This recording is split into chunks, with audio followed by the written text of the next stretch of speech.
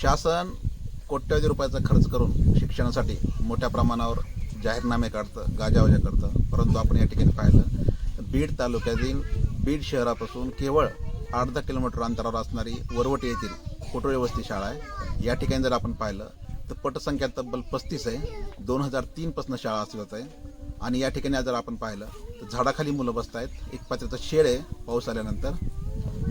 संपूर्ण बीड जिल्ह्यामध्ये जर आपण पाहिलं जवळपास 100च्या वर शाळा आहेत. त्या ठिकाणी काही मुलं झाडाखाली बसत आहेत, काही गोठ्यात बसत आहेत, काही किरायाच्या दुकानात, तर काही समाज मंदिरामध्ये पडतात. एकंदरीत जर पाहिलं आपण तर जिल्हा प्रशासन विद्यार्थ्यांच्या ग्रामीण भागातील मूलभूत शिक्षणाचा जो पाया आपण म्हणताना त्याकडे दुर्लक्ष करत आहे. जेव्हा शाळा किंवा शिक्षणाधिकारी जिल्हाधिकारी डिजिटल शिक्षणाचा गाजावाजा करतात, या ठिकाणी या मुलांना फळा अडकवण्यासाठी सुद्धा या ठिकाणी काही नाही आहे. मग संगणक असेल, लेड असेल, बऱ्याच ठिकाणी जर आपण पाहिलं तर बीड जिल्ह्यामध्ये तब्बल 98-100च्या आसपास जे शाळा ज्या आहेत ज्या इमारत विरहित आहेत, ही शिक्षण विभागाची लेखी माहिती आहे.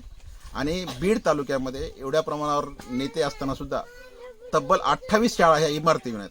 एक सामाजिक कार्यकर्ता म्हणून वारंवार जिल्हा प्रशासनाला निवेदन देत आहोत की कमीत कमी या मुलांसाठी पक्की इमारत तरी उपलब्ध करून द्यावी, अशी आमची मागणी आहे.